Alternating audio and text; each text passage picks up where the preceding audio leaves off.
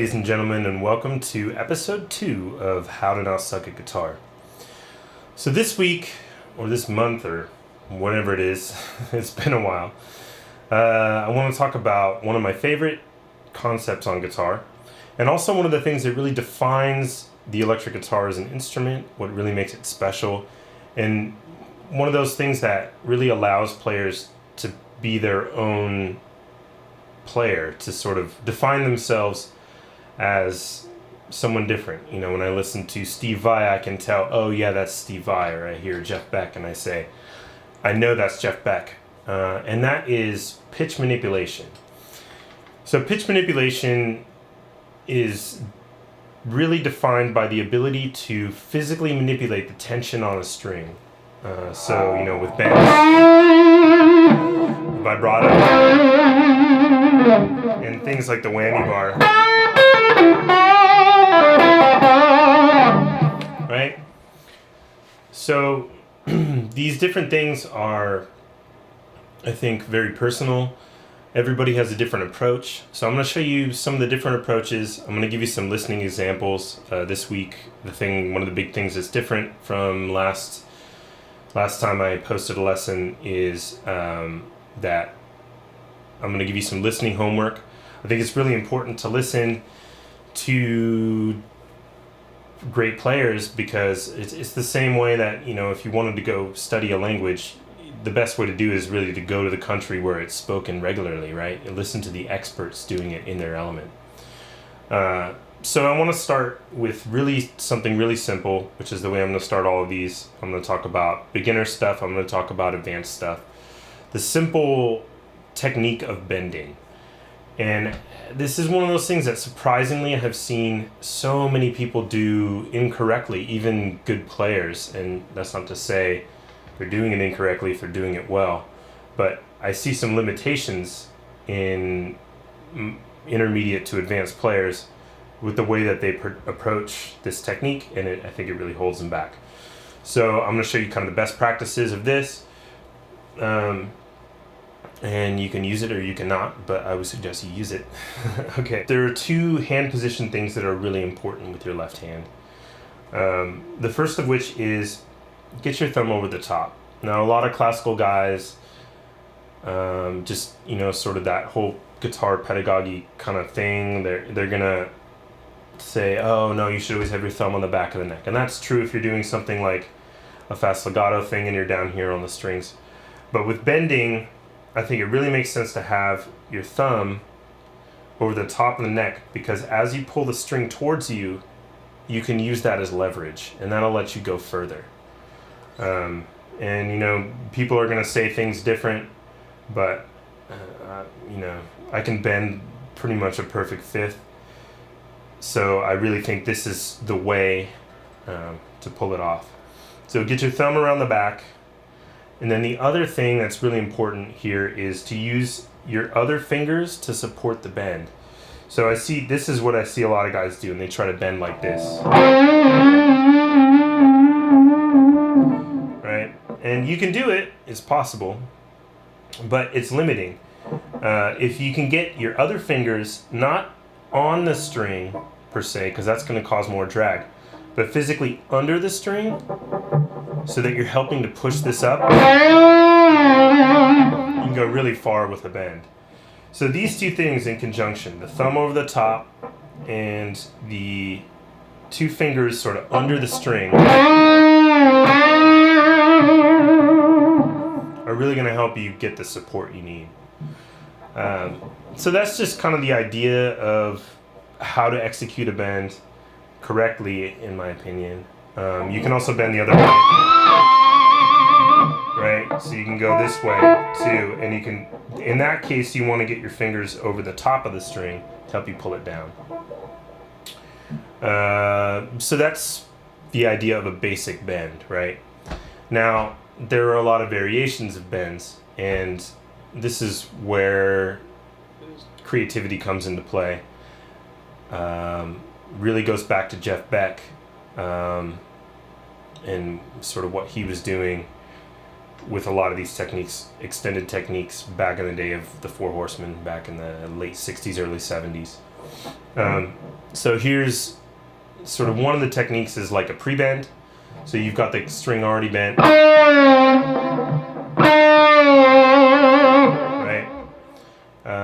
You have sort of compound bends.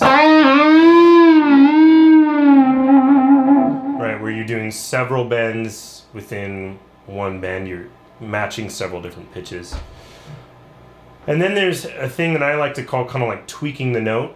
So sometimes when I finish a phrase, I like to just tweak it a little. And this is the kind of thing that you'll hear a guy like Jeff Beck do, who's kind of a master of bending. John Scofield is another one of my favorites, where he'll end a phrase and he'll just kind of tweak a thing just a tiny bit. So that kind of little, he'll just kick it just a little bit. And I usually like to pull down when I do those, just because I'm already coming off the string. Right? So that's just kind of a way you can get a little bit, I guess, sassy with it, right? Like a singer would. You can just lift the end of a note at the end of a phrase and really make something special, as opposed to just, right? That's boring. So yeah, that's kind of, I call that tweaking the note, or sort of kicking the note right at the end. In addition, you can combine the bends with a stationary note, and that makes a really cool sound. So, right, that's called a double stop bend. You can kind of, throw some pre-bends in there, throw some, just kind of stop it, by making it choppy, or, just whatever. Just different ways to play with that technique the same way you would any other technique, just using your right hand, doing interesting things. The second pitch manipulation technique I want to talk about is vibrato. And there are a ton of different ways to do this. Once again, another thing that really defines a player is the sound of his vibrato. So you've got guys like Yngwie Malmsteen, who have like a really wide vibrato. Right? He's going real far, he's going real slow. A guy like Jeff Beck, who will sometimes use a bar, right, which is a little faster, sort of more nervous of a vibrato. You've got a guy like George Lynch, who doesn't even use a bend, which kind of falls out of this lesson, but I should bring it up. And he'll sometimes do that, and I can't do it well, so go look at George Lynch do it. But he'll physically slide up and down the neck to pull that off. It's pretty cool. He does it really well. Go check him out. And then there's guys like Steve Morse, who have like a really fast vibrato, which normally I would think sounds kind of nervous to me, but he does it really well because he's controlled. And he'll just kind of, just a faster vibrato. So those are different ways you can kind of affect the quality of a note. Right? Or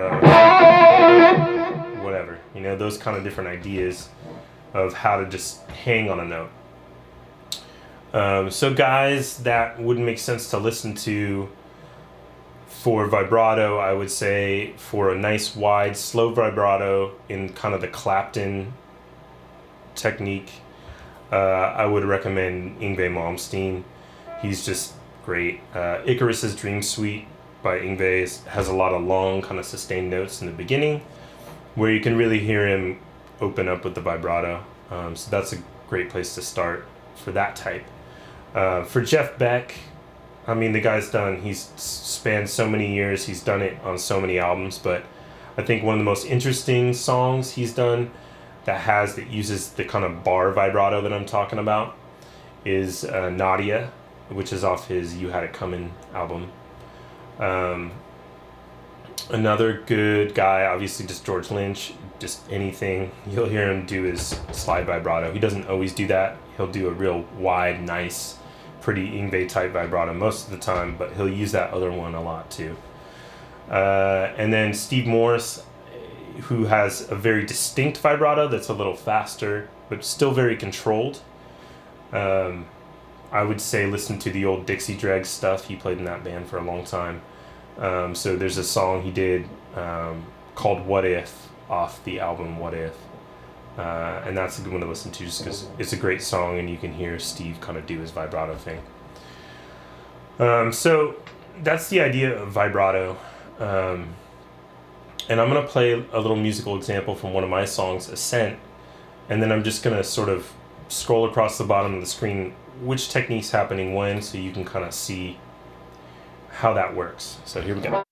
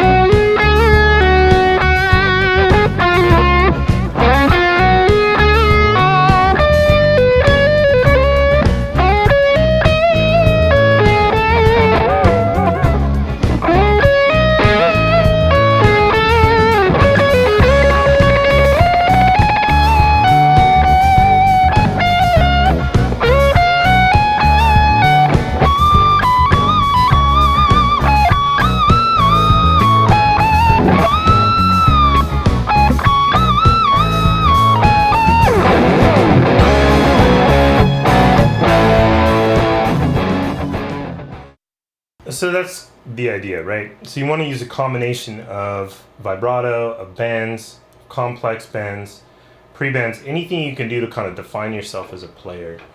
And the way that you manipulate this string physically is really how you pull that off.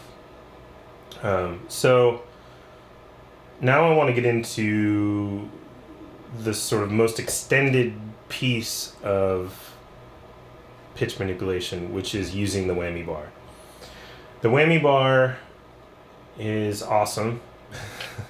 If you don't, I know a lot of guys don't like them because it's hard to tune, it's hard to deal with on a guitar, but it allows you to do so many things with these techniques that it's just worth trying, and it's worth at least having a guitar if you're a guitar player and you're serious about it, to experiment with it and just see what kind of voice you can come up with.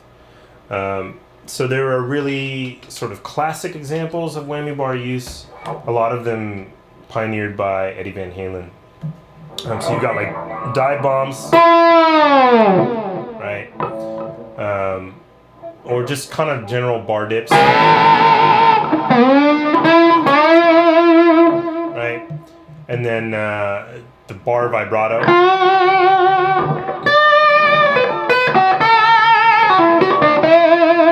right? Which really I think Jeff Beck started.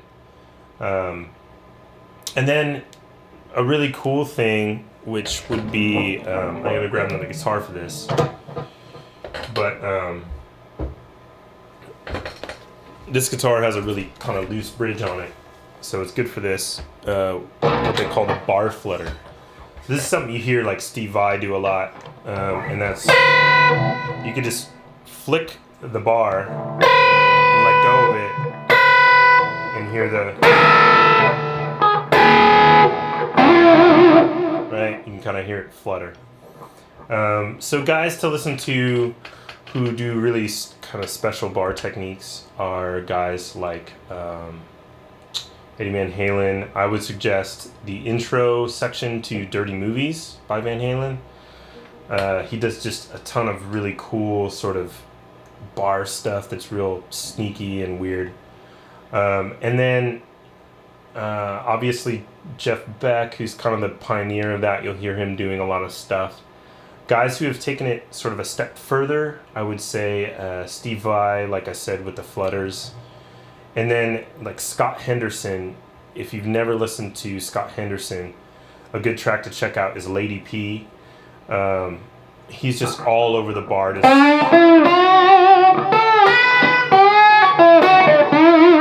doing like weird stuff like that. Not that specifically, but just cool bar stuff. So yeah, I mean, I guess the only other thing that I would want to touch on that I feel like I hear sort of beginning to intermediate people struggle with would be the top of bend vibrato. So that's kind of like,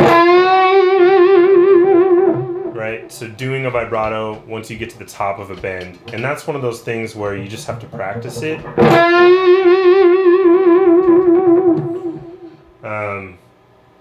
You're just gonna sound terrible for a while. That's just kind of the deal. And in vibrato in general, when you're practicing it, I like to rock my finger. So a good way to start is using your first finger. Right? It's usually a little easier up here in the middle of the neck. Starting on B, like the 7th fret, that's a good place to sort of practice bends because the strings are slinky there.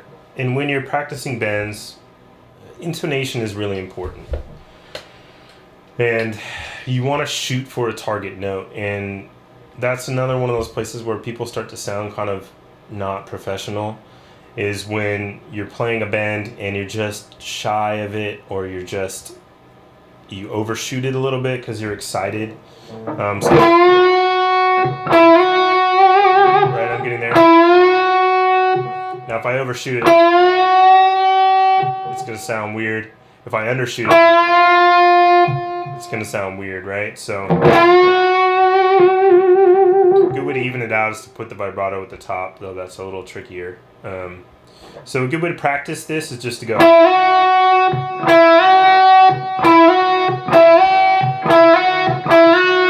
Right, and practice all different intervals.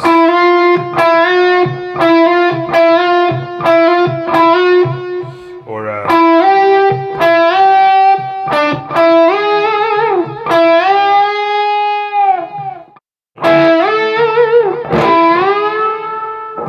right, and you can go pretty far.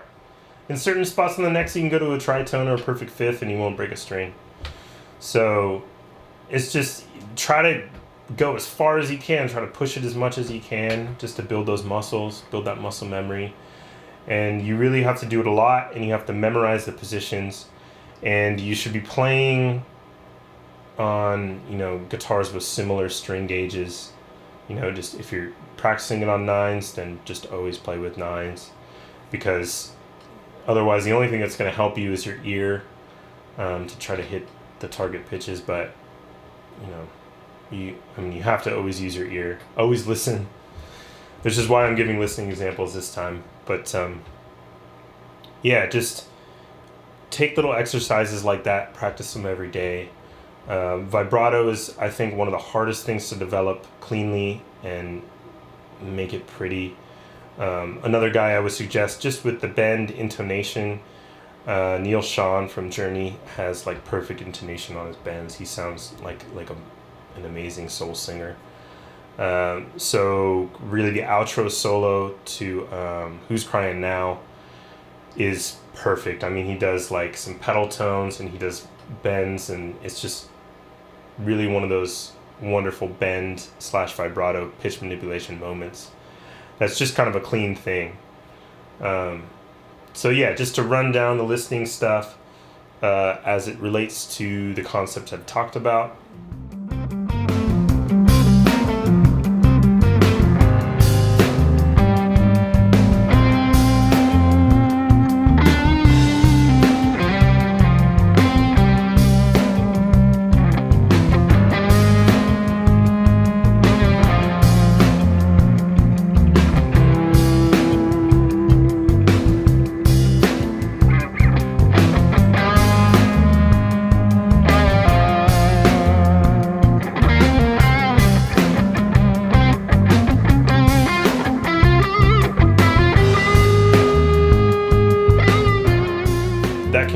This week's lesson in pitch manipulation. Just an important thing to remember is the only way to get any of this stuff is to practice it day in, day out, Even 15 minutes a day on each of these concepts will take you so far. 15 focused minutes is harder than a lot of people realize. You get 5 minutes in and you're like, oh God, like I want to quit now. But don't do that. Just keep going, push through. These techniques themselves, bends and vibrato specifically, are really what's going to define you as a player and make you sound like a pro. So that concludes this week, and just remember, you can only learn what you teach yourself. So I can show it to you, but if you don't take the time to sit down and figure it out for yourself, then you'll never get it. So yeah, have a good day and practice this stuff, and I'll see you next time. Thanks.